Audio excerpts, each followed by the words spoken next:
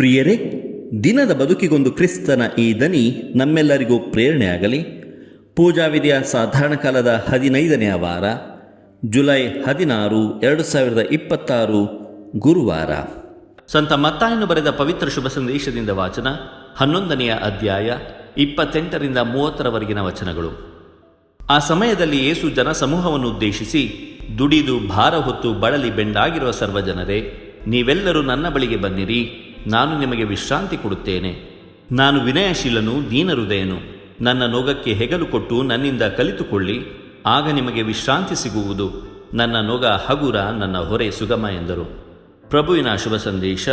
ಕ್ರಿಸ್ತರೇ, ನಿಮಗೆ ಸ್ತುತಿ ಸಲ್ಲಲಿ. ಚಿಂತನೆ. ಯೇಸುವಿನ ನೊಗಕ್ಕೆ ಹೆಗಲ ಕೊಟ್ಟು ಯೇಸುವಿನ ಶಾಂತಿಯಲ್ಲಿ ವಿಶ್ರಾಂತಿ ಪಡೆಯೋಣ.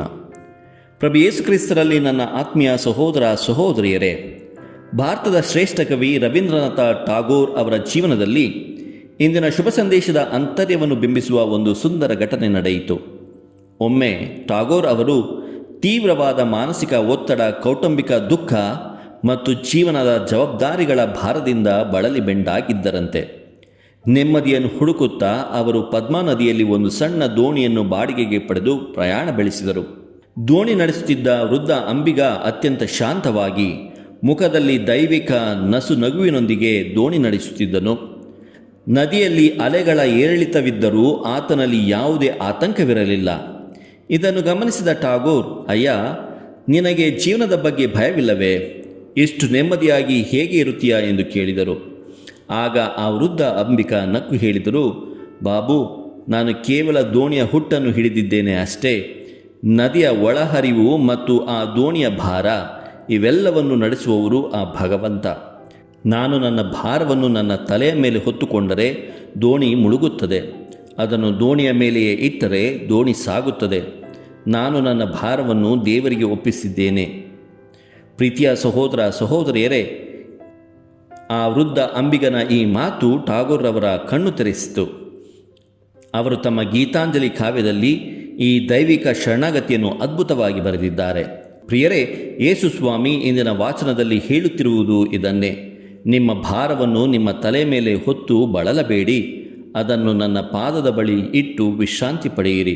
ಪ್ರಿಯರೇ, ಇಂದಿನ ಶುಭ ಸಂದೇಶದ ಭಾಗದಲ್ಲಿ ಅತ್ಯಂತ ವಿಶಿಷ್ಟವಾದ ಮತ್ತು ಸುಂದರವಾದ ರೂಪಕವೆಂದರೆ, ನನ್ನ ನೊಗಕ್ಕೆ ಹೆಗಲು ಕೊಟ್ಟು ನನ್ನಿಂದ ಕಲಿತುಕೊಳ್ಳಿ. ಪ್ರಿಯರೇ, ಪ್ರಾಚೀನ ಇಸ್ರಾಯೇಲ್ ಸಂಸ್ಕೃತಿಯಲ್ಲಿ ನೊಗ ಎಂಬುದು ಕೇವಲ ದಾಸ್ಯದ ಸಂಕೇತವಾಗಿರಲಿಲ್ಲ.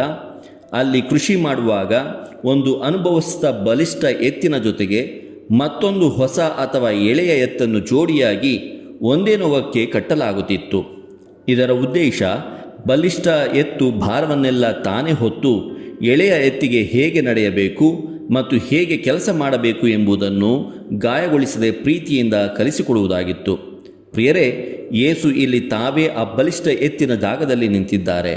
ನನ್ನ ನೊಗಕ್ಕೆ ಹೆಗಲು ಕೊಡಿ ಎಂದರೆ, ನಿಮ್ಮ ಜೀವನದ ಭಾರವನ್ನು ನೀವು ಒಬ್ಬರೇ ಹೊರಬೇಡಿ, ನನ್ನ ಜೊತೆ ಜೋಡಿಯಾಗಿ ಬನ್ನಿ. ನಿಮ್ಮ ಭಾರವನ್ನೆಲ್ಲ ನಾನು ಹೊರುತ್ತೇನೆ. ನೀವು ಕೇವಲ ನನ್ನ ಜೊತೆ ಹೆಜ್ಜೆ ಹಾಕಲು ಕಲಿತುಕೊಳ್ಳಿ ಎಂದರ್ಥ. ಅದಕ್ಕಾಗಿಯೇ ಆ ನೊಗ ಹಗುರ ಮತ್ತು ಹೊರೆ ಸುಗಮವಾಗುತ್ತದೆ. ಪ್ರಿಯ ಸಹೋದರ ಸಹೋದರಿಯರೇ, ಇಂದಿನ ಶುಭ ಸಂದೇಶದ ಆಳವಾದ ಅರ್ಥವನ್ನು ಗ್ರಹಿಸೋಣ. ಮೊದಲನೆಯದಾಗಿ, ಆಧ್ಯಾತ್ಮಿಕ ವಿಶ್ರಾಂತಿ. ಯೇಸು ನೀಡುವ ವಿಶ್ರಾಂತಿ ಎಂದರೆ ಕೇವಲ ದೈಹಿಕವಾಗಿ ಮಲಗುವುದಲ್ಲ, ಅದು ಮನಸ್ಸಿಗೆ ಸಿಗುವ ಆಳವಾದಂತಹ ನೆಮ್ಮದಿ ಮತ್ತು ಶಾಂತಿ. ಪಾಪ ಪ್ರಜ್ಞೆ, ನಾಳೆಯ ದಿನದ ಚಿಂತೆ ಮತ್ತು ಲೋಕದ ನಿರೀಕ್ಷೆಗಳ ಭಾರದಿಂದ ಮುಕ್ತಿ ನೀಡುವುದೇ ಈ ವಿಶ್ರಾಂತಿ. ಎರಡನೆಯದಾಗಿ, ವಿನಯಶೀಲತೆ ಮತ್ತು ದೀನತೆ. ಯೇಸು ಸ್ವಾಮಿ ತಾವೊಬ್ಬ ರಾಜನಾಗಿಯೋ ಅಥವಾ ಕಠಿಣ ನ್ಯಾಯಾಧೀಶನಾಗಿಯೋ ನಮ್ಮನ್ನು ಕರೆಯುತ್ತಿಲ್ಲ. ಅವರು ವಿನಯಶೀಲರು ಮತ್ತು ದೀನ ಹೃದಯವುಳ್ಳವರು. ಅವರ ಬಳಿಗೆ ಹೋಗಲು ನಮಗೆ ಯಾವುದೇ ಭಯದ ಅಗತ್ಯವಿಲ್ಲ, ಏಕೆಂದರೆ ಅವರು ನಮ್ಮನ್ನು ಪ್ರೀತಿಯಿಂದ ಅಪ್ಪಿಕೊಳ್ಳುತ್ತಾರೆ. ಇನ್ನು ಮೂರನೆಯದಾಗಿ, ನಿಯಮಗಳ ಭಾರದಿಂದ ಮುಕ್ತಿ. ಪ್ರಿಯರೇ, ಆ ಕಾಲದ ಫರಿಸಾಯರು ಮತ್ತು ಧರ್ಮಶಾಸ್ತ್ರಿಗಳು ಧರ್ಮದ ಹೆಸರಿನಲ್ಲಿ ನೂರಾರು ಕಠಿಣ ಲೌಕಿಕ ನಿಯಮಗಳನ್ನು ಜನರ ಮೇಲೆ ಹೊರಿಸಿದ್ದರು. ಯೇಸು ಆ ಕೃತಕ ಧಾರ್ಮಿಕ ಭಾರವನ್ನು ತೆಗೆದುಹಾಕಿ ಕೇವಲ ಪ್ರೀತಿ ಮತ್ತು ನಂಬಿಕೆ ಎಂಬ ಸುಗಮ ಹೊರೆಯನ್ನು ನೀಡುತ್ತಾರೆ. ಪ್ರಿಯರೇ, ಹಾಗಾದರೆ ಇಂದಿನ ಶುಭ ಸಂದೇಶವನ್ನು ನಮ್ಮ ಜೀವನದಲ್ಲಿ ನಾವು ಹೇಗೆ ಜೀವಿಸುವುದು? ಮೊದಲನೆಯದಾಗಿ, ಇಂದಿನ ಶುಭ ಸಂದೇಶ ನಮ್ಮ ಒತ್ತಡ ಮತ್ತು ಖಿನ್ನತೆಯ ಜೀವನಕ್ಕೆ ದೈವಿಕ ಮದ್ದಾಗಿದೆ. ಇಂದಿನ ಆಧುನಿಕ ಜಗತ್ತಿನಲ್ಲಿ ಪ್ರತಿಯೊಬ್ಬರೂ ಬಳಲಿ ಬೆಂಡಾಗಿದ್ದಾರೆ. ಉದ್ಯೋಗದ ಒತ್ತಡ, ಆರ್ಥಿಕ ಸಮಸ್ಯೆಗಳು, ಕುಟುಂಬದ ಜವಾಬ್ದಾರಿಗಳು, ಸಂಬಂಧಗಳ ಬಿರುಕು ಇವೆಲ್ಲವೂ ನಮ್ಮನ್ನು ಕುಗ್ಗಿಸುತ್ತಿವೆ. ಇಂತಹ ಸಮಯದಲ್ಲಿ ನಾವು ಲೋಕದ ವ್ಯಸನಗಳಿಗೆ ಮಾರು ಹೋಗದೆ ಪ್ರತಿದಿನ ಪ್ರಾರ್ಥನೆಯಲ್ಲಿ ಯೇಸುವಿನ ಬಳಿ ಕುಳಿತು ನಮ್ಮ ಕಷ್ಟಗಳನ್ನು ತೋಡಿಕೊಳ್ಳಬೇಕು. ಯೇಸುವೇ, ಈ ಭಾರವನ್ನು ನಾನು ಒಬ್ಬನೇ ಹೊರಲಾರೆ, ನೀನೇ ಹೊರು ಎಂದು ಶರಣಾಗಬೇಕು. ಎರಡನೆಯದಾಗಿ, ಯೇಸುವಿನಿಂದ ವಿನಯಶೀಲತೆಯನ್ನು ಕಲಿಯುವುದು.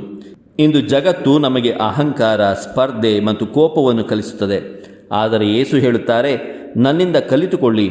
ನಾವು ನಮ್ಮ ದೈನಂದಿನ ಬದುಕಿನಲ್ಲಿ, ಕಚೇರಿಗಳಲ್ಲಿ, ನಮ್ಮ ಮನೆಗಳಲ್ಲಿ ಎದುರಾಗುವ ಸವಾಲುಗಳನ್ನು ಯೇಸುವಿನಂತೆ ತಾಳ್ಮೆ, ದೀನತೆ ಮತ್ತು ವಿನಯಶೀಲತೆಯಿಂದ ಎದುರಿಸಲು ಕಲಿಯಬೇಕು.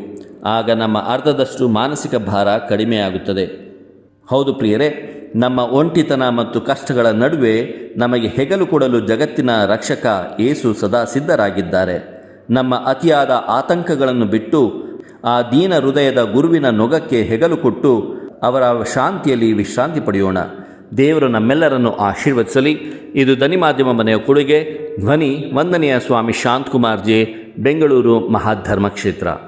ಪ್ರಿಯರೇ, ಈ ಚಾನೆಲ್ ಸಬ್ಸ್ಕ್ರೈಬ್ ಮಾಡಿ ಪ್ರತಿದಿನ ದೇವರ ವಾಕ್ಯವನ್ನು ಆಲಿಸುತ್ತಾ ಅದನ್ನು ಇತರರೊಂದಿಗೆ ಹಂಚಿಕೊಳ್ಳಲು ನಮಗೆ ನೆರವಾಗಿರಿ. ಧನ್ಯವಾದಗಳು.